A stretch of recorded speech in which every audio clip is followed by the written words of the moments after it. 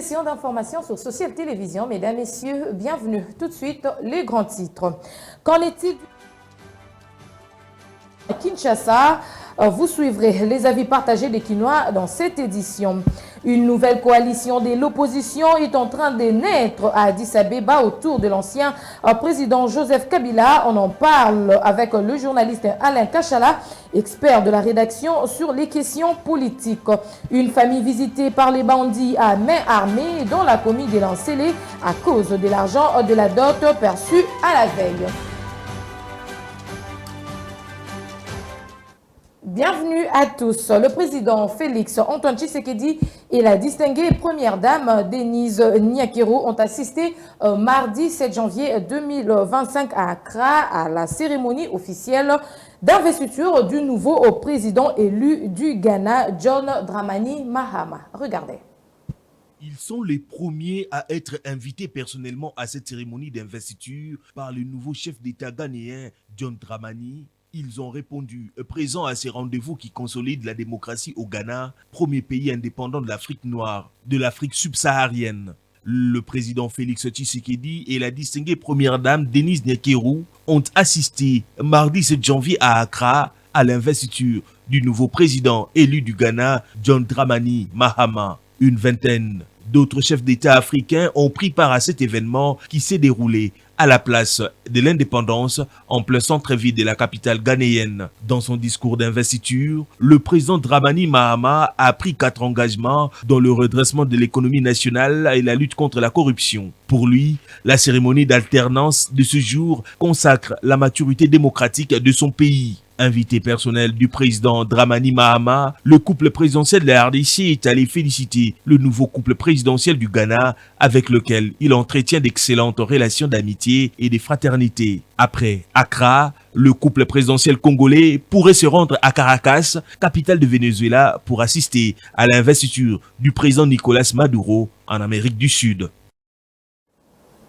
Je le disais tantôt, une nouvelle coalition de l'opposition s'organise à Addis Abeba en Éthiopie autour de l'ex-président Joseph Kabila Kabange. Il a récemment reçu quelques acteurs politiques de l'opposition congolaise. Une potentielle rencontre est prévue entre Kabila et Fayoulou. Joseph Kabila sort-il enfin de son silence? Quel sera le cahier de charge de cette nouvelle opposition? Les réponses, c'est avec notre expert de la rédaction en matière politique et sociale, Alain Kachala. Alain Kachala, bienvenue. Merci beaucoup, Julia Pondi.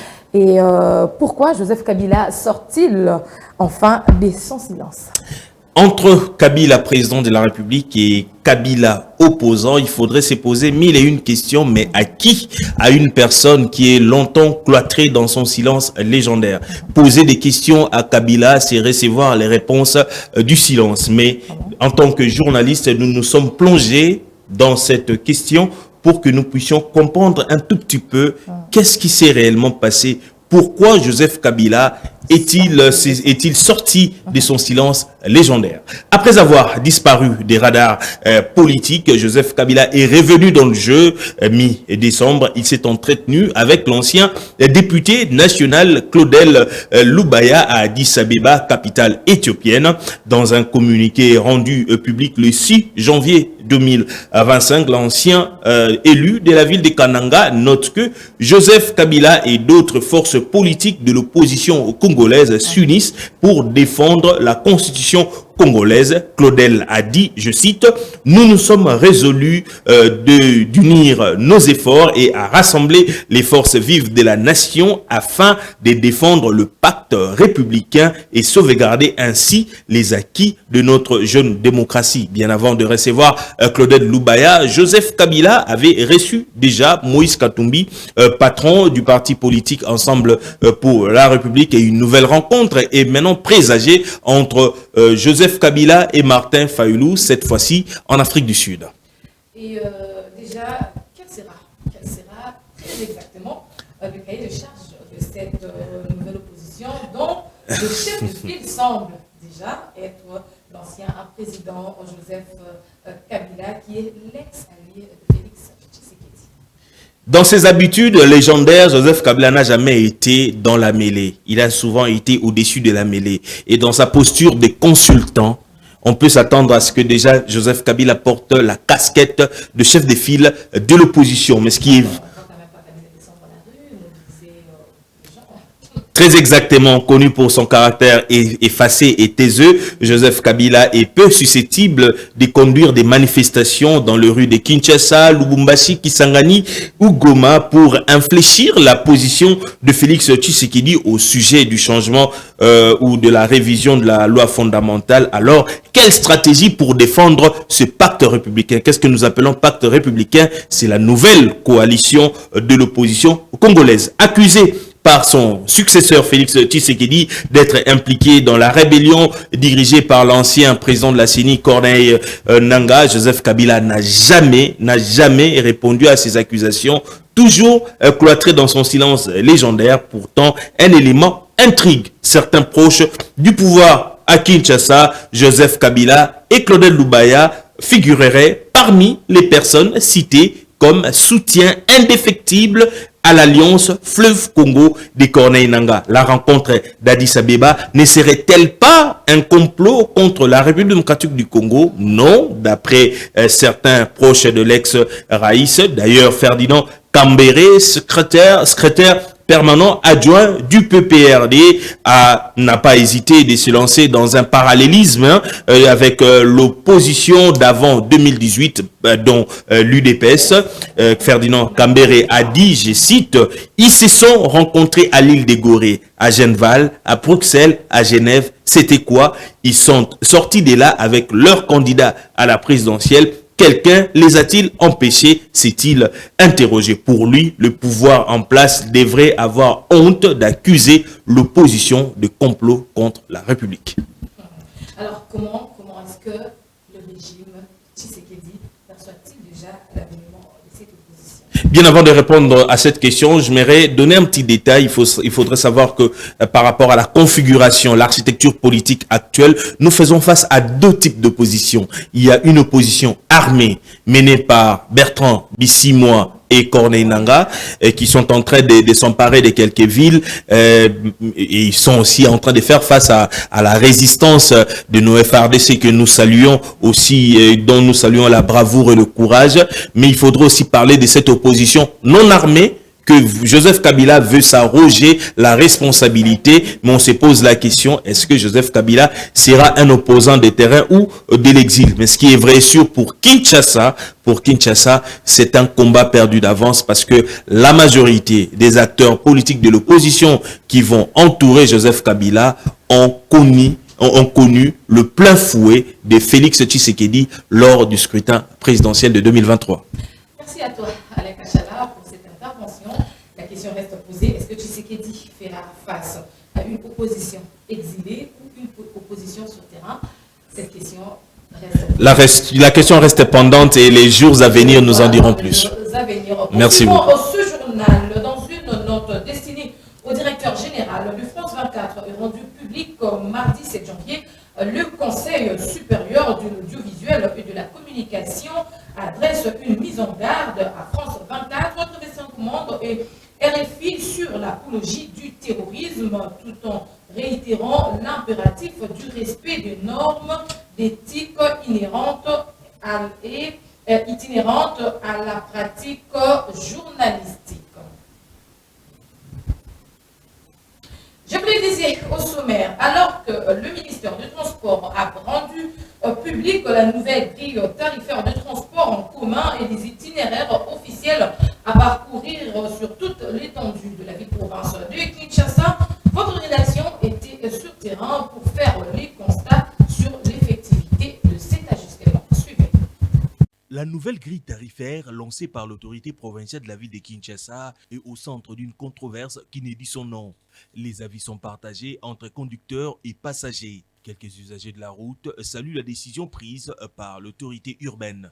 Oui, puis tomboite ezana ngopé ba côté mususu le bibé mais ba côté mususu eza bien teneti trajet ya kolongwa Kingasani ville de ba 2500 mais biso koto tozo ke no magasin gaz central 1000 francs bamosusu bazoba 1500 donc c'est-à-dire koto neti tozo sepela penza nanu te et puis malgré kotia batarif c'est eza nango bien mafuta moteur ekoma 74 000 francs bapièce ya bamituka na niveau ya Nigeria ndenge bazotekela biso ezaka toujours cher kuna bakipe wana te eza idée malamu eza malamu vraiment na baprix batieli biso wana kolonga magazeti gare centrale na monter 1500 eza malamu mais bazwila biso pe solution mpona baembouteillage likambo ya sens unique nde ezopesa biso pasi makasi sens unique parce que soki otali ntongo wana nyonso sens unique ezalaka embouteillage ezali mais soki ti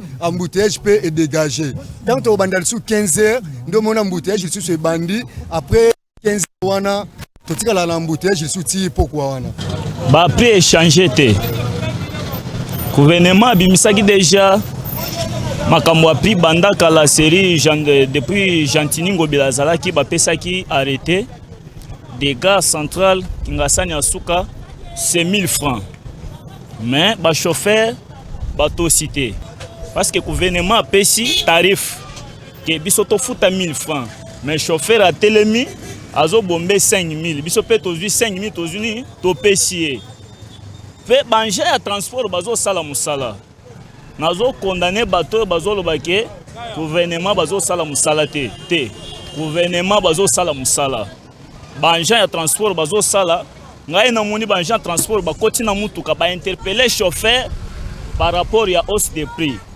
tant bakangi chauffeur ba client bango moko bakoteli chauffeur bakomo menacer banje ya transport pona nini bakangi chauffeur or que basalaki kaka pona avantage ya population tant que banzele beleza okufa ba chauffeur mingi ba olekate baboma mituka na bango bakota banzela oza mabe pona ba fixer ba prix o bati wana ta ba 1000 francs ba 1500 ba mona ongeza manque à gagner pour consommer pièce mutuka eza d'abord cher deuxièmement ezaka même si eza bongo banzela eza bien ceux qui suivent eza te par rapport à ba prix wana donc tout le baraka D'autres estiment que la nouvelle tarification des transports ne tient pas compte des réalités sur terrain en termes des coûts des carburants et des embouteillages fréquents.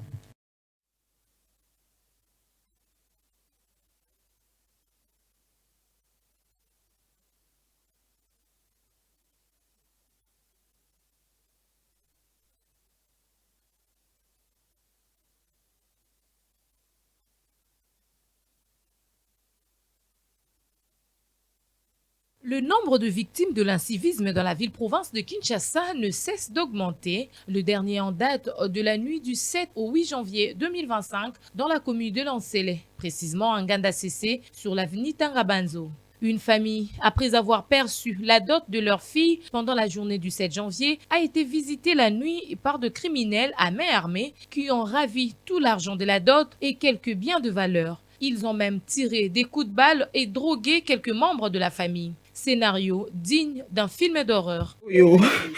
Mais pourquoi on permet bapandi bazunga biloto alibala biloko nyonso bazuna pesi bango na mbongo mama na moi wana msuka mkusa kuzaki na chambre no kanga porte azuna machine azu ordinateur nanga abwaki caméra panzi yango na sambetu apanzi nga caméra azuna ba argent nanga na chef na bagi nanga azu ba argent nyonso azu na bagi akena saki na ba identité nyonso.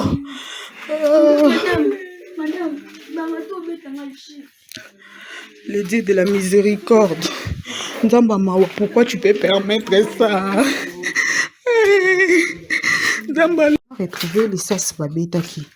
Pour se là. Et beta main la porte. Et bimi ate. Nandera cuisine.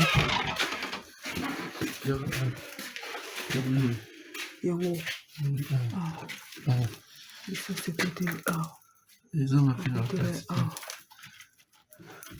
Depuis plus de 3 ans, Kinshasa est devenu le plus grand bastion de la criminalité urbaine. Certains Congolais ont loué la décision de la peine de mort prise par le gouvernement par le biais du ministre de la Justice pour arrêter cette hémorragie de la criminalité qui asphyxie la capitale.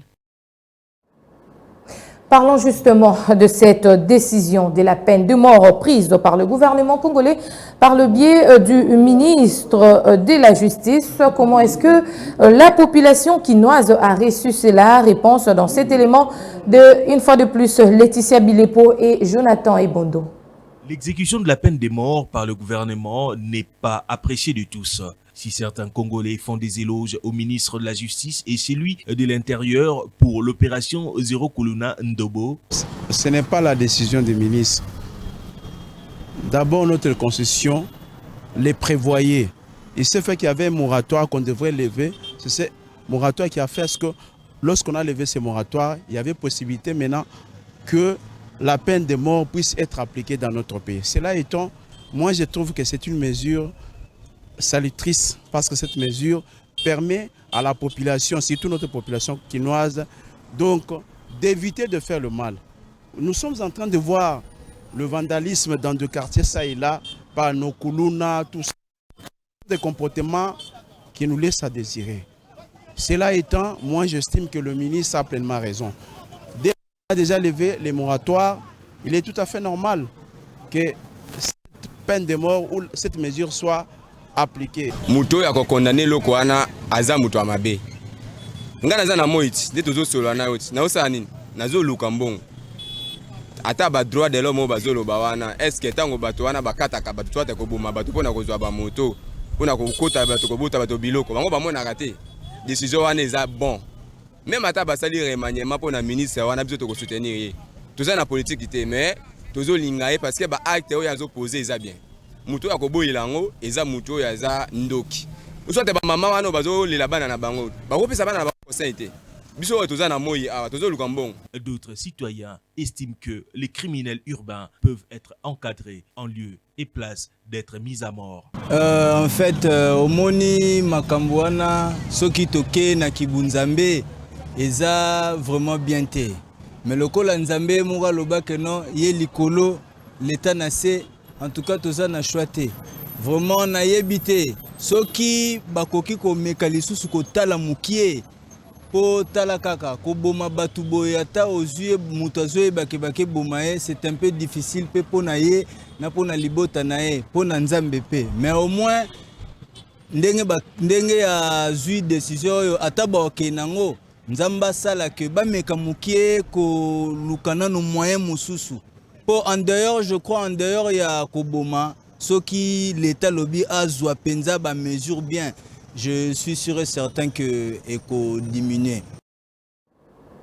Dans un autre chapitre, conformément aux préoccupations soulevées par les présidents de la République lors du 18e Conseil de ministres tenu le 18 octobre 2024 dernier relatif à la présence d'étrangers non autorisés dans les zones et le site minier en République démocratique du Congo, une réunion interministérielle a eu lieu le mardi 7 janvier 2025 pour trouver des solutions sur cette problématique. Élisée Ouamara.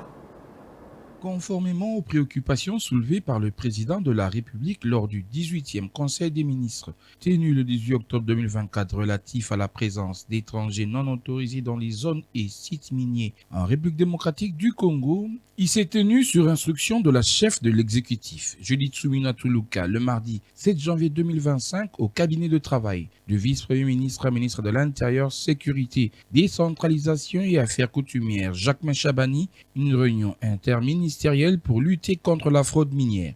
Le vice-premier ministre, ministre de la Défense nationale, le ministre des Hydrocarbures et également celui des Mines, autour de Jacquemain Chabani, ont examiné cette question épineuse sur la présence irrégulière des sujets étrangers ainsi que des hommes en uniforme et en armes dans les sites miniers et même la sécurisation de ces sites. À l'issue de cette réunion, le ministre des Mines a été enjoint sur la nécessité de mettre en place en toute urgence une structure indépendante pour étudier cette problématique et y apporter des solutions idoines afin notamment de barrer la route à la fraude et à la contrebande minière.